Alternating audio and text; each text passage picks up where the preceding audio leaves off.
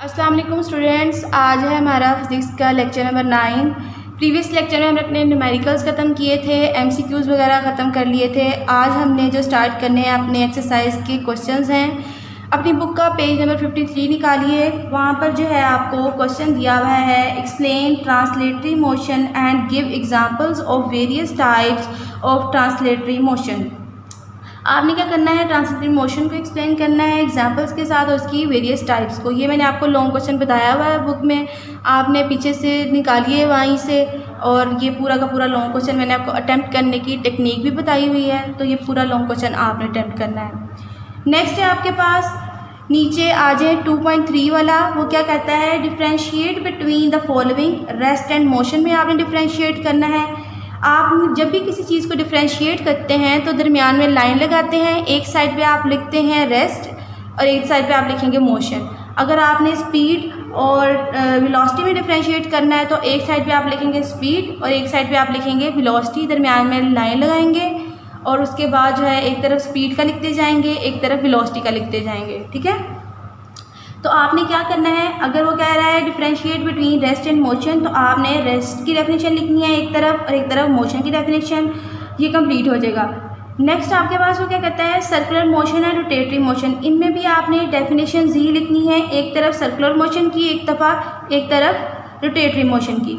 Next जो है आपके पास वो क्या कहता है, डिस्टेंस एंड डिस्प्लेसमेंट में जो है वो आपने डिफरेंशिएट करना है, डिस्टेंस एंड डिस्प्लेसमेंट। एक तरफ आप लिखेंगे डिस्टेंस और एक तरफ आप लिखेंगे डिस्प्लेसमेंट, और आप बता देंगे कि डिस्टेंस में हमारे पास क्या है और उसके बाद कि इसका यूनिट क्या है, ये स्केलर क्वांटिटी है, इसको किससे डिनोट करते हैं, ये सारा कुछ आपने लिखना है। और दूसरी तरफ डिस्प्लेसमेंट की डेफिनेशन, उसका फॉर्मूला अगर है कोई तो उसके बाद उसको किससे डिनोट करते हैं, इसका यूनिट क्या है, ये सारा कुछ आपने लिखना है।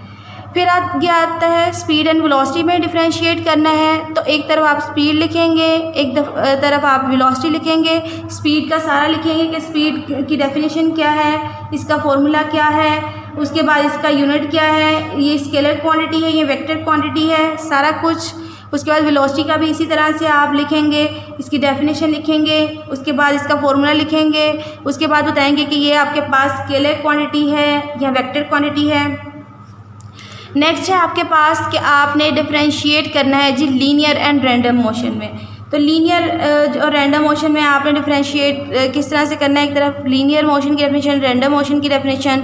उसके बाद आपने क्या करना है, डिफरेंशिएट करना है किस में, स्केलर्स एंड वेक्टर्स में। ठीक है, स्केलर्स और वेक्टर्स में डिफरेंशिएट के लिए आप क्या करेंगे, एक तरफ स्केलर्स की डेफिनेशन उसके साथ एग्जाम्पल लिखेंगे आप, और वेक्टर्स की डेफिनेशन और एग्जाम्पल, दरमियान में लाइन आपने लाजमी डालनी होती है डिफरेंशिएट करते वक्त। नेक्स्ट क्वेश्चन है जी आपका, डिफाइन द टर्म्स। आपने टर्म्स को डिफाइन करना है, स्पीड, वेलोसिटी एंड एक्सेलरेशन। वही सारा कुछ, स्पीड को अगर आपने डिफाइन करना है, स्पीड की हेडिंग लगाएंगे आप, उसके बाद उसकी डेफिनेशन लिखेंगे, फॉर्मूले की हेडिंग लगाएंगे, इसका फॉर्मूला लिखेंगे, इसका यूनिट लिखेंगे, इसको किससे डिनोट करते हैं, वो सारा कुछ लिखेंगे। वेलोसिटी को भी आपने इसी तरह से डिफाइन करना है। जब भी हमारे पास कोई टर्म आती है डिफाइन करने के लिए, तो उसका सारा कुछ हमें लिखना होता है कि क्या क्या चीज़ें हैं। सबसे पहले उसकी डेफिनेशन आ जाती है, फिर उसके बाद उसकी जो है वो उसका यूनिट आ जाता है। अगर कोई एग्जांपल है तो एग्जांपल लिख देते हैं, और उसके बाद वो अगर स्केलर क्वांटिटी है या वेक्टर क्वांटिटी है, वो सारा कुछ लिखना होता है आपने। उसके बाद एक्सेलरेशन की हेडिंग दें, इसको डिफाइन करें। सबसे पहले इसकी डेफिनेशन लिखें, उसके बाद जो है इसका फॉर्मूला लिखें, इसका यूनिट लिखें, ये वेक्टर क्वांटिटी है, स्केलर क्वांटिटी है, वो सारा कुछ लिखें। अटैम्प्ट करने की टेक्निक मैंने आपको बता दी थी। नेक्स्ट है बेटा आपका ये 2.5 वाला क्वेश्चन। उसमें क्या कहता है, can a body move at a constant speed with have acceleration. ये आपके पेज नंबर जो है 53 पे क्वेश्चन है 2.5 का। Can a body moving at a constant speed have acceleration, उससे एक्सेलरेशन होगा।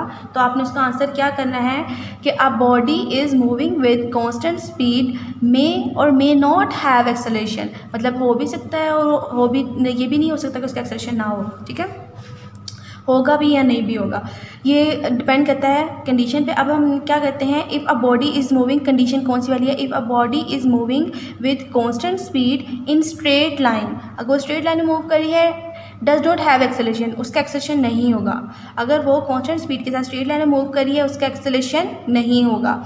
नेक्स्ट कंडीशन क्या है हमारे पास, if a body is moving with constant speed and is not moving in straight line have acceleration, कि अगर वो जो है कांस्टेंट स्पीड के साथ मूव करी है लेकिन स्ट्रेट लाइन में नहीं मूव करी तो उसका क्या होगा, कुछ एक्सेलेरेशन होगा। ये आपका 2.5 वाला जो रीजनिंग क्वेश्चन है वो हो गया।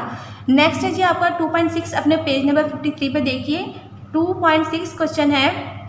क्या है वो question, how do riders in a Ferris wheel possess translatory motion but not circular motion, कि वो ट्रांसलेटरी मोशन करते हैं सर्कुलर मोशन नहीं करते।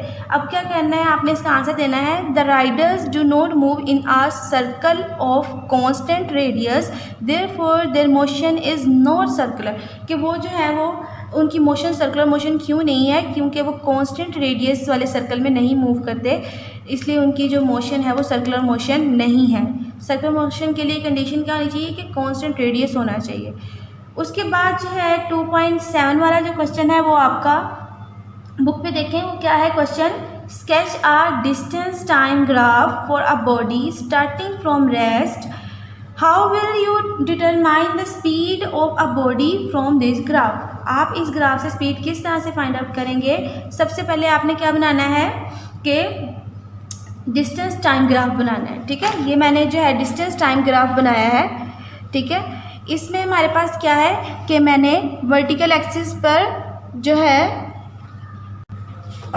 यहाँ पर मैंने वर्टिकल एक्सिस में क्या लिया है, डिस्टेंस लिया है, और हॉरिजॉन्टल एक्सिस में मैंने टाइम लिया है। डिस्टेंस का यूनिट हमारे पास मीटर होता है, टाइम का यूनिट हमारे पास क्या होता है, सेकंड होता है। ठीक है, यहाँ पे मैंने डिस्टेंस ले लिया, यहाँ पे मैंने टाइम ले लिया, डिस्टेंस टाइम ग्राफ बना लिया। यहाँ पर मैंने डिस्टेंस किस तरह से लिया है, 10 के डिफरेंस से लिया है, 0 फिर 10 फिर 20 फिर 30 फिर 40। यहाँ पर मैंने टाइम लिया है 5 के डिस्टेंस से, किस तरह से, 0 से 5, 5 से 10, 10 से 15, 15 से 20। ठीक है, ये मैंने कर लिया। यहाँ से स्टार्ट हो रहा है, ए से बी तक जाना है, यहाँ ई से एफ तक जाना है। ठीक है, ये मैंने कर लिया। डिस्टेंस टाइम ग्राफ से हमने क्या करनी थी, इसकी वेलोसिटी फाइंड आउट करनी थी। The distance time graph is shown in the figure, ये फिगर में शो किया है। The slope of the graph give speed with the help of this formula, speed देगा हेल्प ऑफ द फार्मूला, मतलब slope of the line A B line की आपने slope निकालनी है। स्लोप के लिए हमने क्या कहा था कि हम y/x लेते हैं ना स्लोप में, तो हमारे पास y पे क्या आएगा, डिस्टेंस EF का डिस्टेंस ले लेंगे, और हमारे पास क्या था, डिवाइडेड बाय x का मतलब क्या था कि हॉरिजॉन्टल एक्सिस पे जो वैल्यूज़ है वो टाइम्स CD ले लेंगे हम। अब हमारे ये है आपके पास CD की वैल्यू, ये आपके पास है EF की वैल्यू। ठीक है, तो स्लोप हम किस तरह से लेते हैं, y एक्सिस पे जो वैल्यूज़ हैं उनको, और हमारे पास डिवाइडेड बाय x एक्सिस पे जो वैल्यूज़ हैं वो। अब हमारे पास y एक्सिस पे ये EF वाली वैल्यूज़, x एक्सिस पे हमारे पास C और D की वैल्यूज़। ठीक है, अब यहाँ पर देखिए हमने क्या निकालना है, डिस्टेंस निकालना है। तो ये वाला जो अगर आप ग्राफ देखते हैं ना, तो यहाँ पर क्या है, 10 से 20 तक कितनी आ गई मेजरमेंट्स, 10, फिर 20 से 30 तक कितनी मेजरमेंट्स आ गई, 10 और 10 20। ठीक है, टोटल कितना डिस्टेंस हो जाएगा, 20। यहाँ पर देखिए 5 से 10 तक 5, यही आता है ना, 5 क्या आती है। उसके बाद 10 से 15 तक भी 5, तो 5 और 5 को हम प्लस करेंगे तो हमारे पास क्या आ जाएगा, 10 आ जाएगा। यहाँ पर हमारे पास मेजरमेंट्स क्या आएंगी, 20, यहाँ पर हमारे पास मेजरमेंट क्या आएगी, 10 आएगी। हमने ये वाले नंबर्स नहीं देख रहे, हम ये देख रहे हैं कि 5 से 10 तक कितनी आती हैं मेजरमेंट्स, 5 आती हैं। 10 से 15 तक कितनी मेजरमेंट्स आती हैं, 5। तो हमने 5 को 5 में प्लस कर दिया तो 10 आ गया। 10 से 20 तक कितना आता है, 10 आता है। 20 से 30 तक भी 10 आता है, तो हमने 10 को 10 में प्लस कर दिया तो 20 आ गया। इस तरह से लिए है, हमने इनको नहीं देखा। यहाँ पर जो है आपका ये आ जाएगा कि 20 डिवाइड बाई 20 डिवाइड बाई 10, आप इनको डिवाइड करेंगे तो हमारे पास क्या आ जाएगा, 2 मीटर पर सेकेंड। ये क्या है, the speed found from the graph is 2 metre per second. जो हमारे पास ग्राफ से स्पीड निकली है वो हमारे पास क्या है, 2 मीटर पर सेकेंड है। ठीक है, ये आपको स्पीड निकालना आ गया।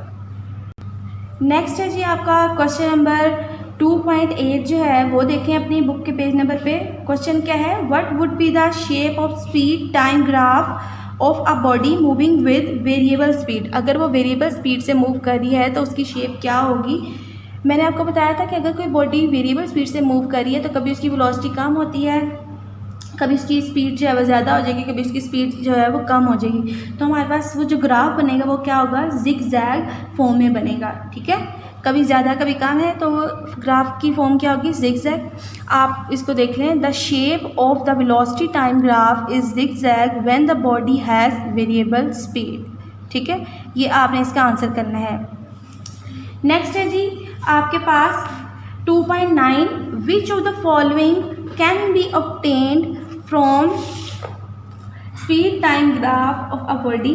ये उसने आपको बताया हुआ है कि क्या क्या ऑब्टेन कर सकते हैं हम, कि वो है initial speed, final speed, distance covered in time और एक्सेलरेशन ऑफ द मोशन। इनसे हम क्या फाइंड आउट कर सकते हैं, हम जो है स्पीड टाइम ग्राफ से ये सारी चीज़ें फाइंड आउट कर सकते हैं। इसका आंसर आप क्या लिखेंगे कि from velocity time graph we can calculate initial speed, final speed, distance covered in time T and acceleration of motion. हम स्पीड टाइम ग्राफ से सब कुछ जो है वो फाइंड आउट कर सकते हैं। नेक्स्ट है जी बेटा आपका क्वेश्चन नंबर 2.10 है, how can vector quantities B represented graphically. ये मैंने आपको जब बताया था कि हम किस तरह से वेक्टर क्वांटिटीज को शो करते हैं, तो मैंने आपको एक्सप्लेन किया था। आप किस तरह से जो है, मैं फिर से एक दफ़ा बता देती हूँ कि आपने अगर ये क्वेश्चन आ जाए तो आपने किस तरह से इसको अटेम्प्ट करना है। आप लिखेंगे a vector can be represented graphically by drawing a straight line with an arrow head at one end. The length of the line tells the magnitude and arrow head shows the direction of the vector. ये आपका 2.10 वाला question हो गया। Next है जी आपका 2.11 वाला जो है क्वेश्चन, वो क्या है आपका 2.11 वाला क्वेश्चन, ये है why vector quantities can not be added and subtracted like scalar quantities. वो किस तरह क्यों नहीं हो सकती स्केलर क्वांटिटीज की तरह ऐड और सब्ट्रैक्ट। तो आप उसका आंसर क्या देंगे, यहाँ पर मैंने लिखा हुआ है, in addition of vectors both magnitude and direction are involved, के वेक्टर्स में मैग्नीट्यूड और डायरेक्शन दोनों इन्वॉल्व होते हैं। therefore vectors cannot be added by simple method of scalar addition। Scalars में क्या होता है, सिर्फ मैग्नीट्यूड होता है, मतलब नंबर्स होते हैं। 2 को हमने 2 में ऐड कर लिया, लेकिन अगर हमारे पास वो कह रहा है कि 2 मीटर जो है वो उसकी डिस्टेंस है, किस में, वो डिस्प्लेसमेंट कवर कर रहा है नॉर्थ में, तो ये हमारे पास वेक्टर क्वांटिटीज हो जाएगी जब वो साथ में डायरेक्शन भी दे देता है। इसलिए हम उसको सिंपली जो है वो स्केलर मेथड से ऐड नहीं कर सकते। ठीक है, तो ये आपने रीज़न दे देना है कि हम क्यों नहीं ऐड कर सकते हैं। नेक्स्ट है जी आपका, पहले क्वेश्चन देखें, क्वेश्चन क्या कहता है आपका 2.12 वाला जो क्वेश्चन है, how are vector quantities important to us in our daily life. तो आपने इसका आंसर क्या देना है, ये है जी आंसर इसका 2.12 वाले का, it would be meaningless to describe vectors without direction, for example distance of a place from reference point is insufficient to locate that place. This direction of that place from reference point is also necessary to locate it। अब हमारे पास वो क्या कहता है कि हमारे पास आपने बताना है वेक्टर क्वांटिटीज किस तरह से। तो आप डायरेक्शन के लिए क्या करते हैं कि आपका स्कूल से घर तक का डिस्टेंस इस तरह से है, नॉर्थ में, साउथ में, तो आप उसको साथ में डायरेक्शन भी बताते हैं कि इससे इतना डिस्टेंस कवर करोगे आप, तो ये हमारे पास क्या है, हेल्पफुल हो जाता है। ये जो गूगल मैप वगैरह जो है इसमें डायरेक्शन बताई जाती है, तो ये हमारे पास डेली लाइफ में क्या करता है, हमें हेल्प करता है कि हमने किस डायरेक्शन में कितना डिस्टेंस जो है वो कवर करना है। ठीक है, तो ये आपने इसका डेली लाइफ में यूज़ भी बता दिया। नेक्स्ट है जी हमारे पास 2.13 वाला, drive equations of motion for uniformly accelerated directly linear motion. तो आपने इसके लिए क्या करना है, आपके पास जो first equation of motion, second equation of motion and third equation of motion थी, सारी की सारी आपने इसको लिखनी है। ठीक है, इस क्वेश्चन के आंसर में 2.14 वाला देखें आप, 2.14 वाले में वो क्या कहता है आपके पास, sketch a velocity time graph for the motion of the body from the graph explaining each step, calculate the total distance covered by the body। आपने वेलोसिटी टाइम ग्राफ बनाना है और टोटल डिस्टेंस जो है उसका वो कवर करके बताना है। ठीक है, तो इसका आंसर कैसे होगा, इसमें बेटा आपने सबसे पहले क्या बनाना है, वेलोसिटी टाइम ग्राफ बनाना है। तो वेलोसिटी टाइम ग्राफ के लिए मैंने क्या किया है कि वेलोसिटी को मैंने वर्टिकल एक्सिस पे ले लिया है और मैंने इसको जो है टाइम को मैंने हॉरिजॉन्टल एक्सिस पे ले लिया है, ठीक है। ये हॉरिजॉन्टल एक्सिस पे, वो वाला वर्टिकल एक्सिस पे मैंने ले लिया। अब मैंने क्या किया कि मैंने यहाँ पे जो है टाइम किस तरह से लिया है, 0, 10, 20, 30 सेकेंड्स। ऊपर मैंने 5 का डिफरेंस लिया है, 5, 10, 15, 20।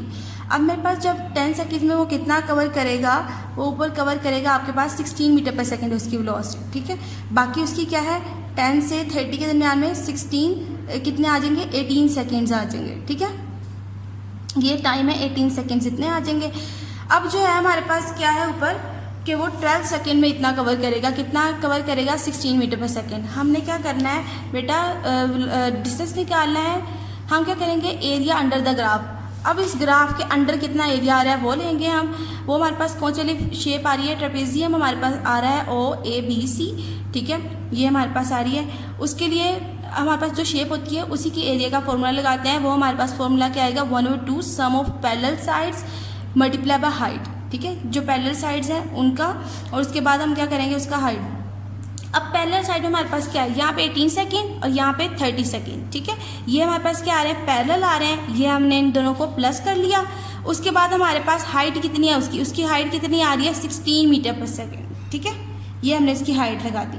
अब हमारे पास हाइट ये मीटर में नहीं है, हमने कहा है कि हाइट में उसके किस तरह कौन सा वाला कंपोनेंट आ रहा है वो हमने हाइट के लिए लगाया है। सिर्फ ये कंपोनेंट लगाया है, ये हाइट नहीं है। अब क्या करेंगे, 1/2। अब हम क्या करेंगे, 18 और 30 को प्लस कर देंगे। जो भी आंसर आएगा उसको हम 16 से मल्टीप्लाई कर देंगे। फिर जो भी आंसर आएगा उसको 2 से डिवाइड करेंगे, तो हमारे पास आंसर क्या आ जाएगा, 384 मीटर। ये जो है आप इसको कैलकुलेट करके देखिएगा अपनी कॉपीज़ पे। ये आपके सारे जो क्वेश्चन थे एक्सरसाइज के वो कंप्लीट हो गए। आपका चैप्टर नंबर 2 कंप्लीट हो गया। अब हमारे सिलेबस में सिर्फ एक जो है चैप्टर रह जाता है, वो यूनिट नंबर 3 जो है आपका डायनामिक्स वाला, वो हम नेक्स्ट लेक्चर में स्टार्ट करेंगे।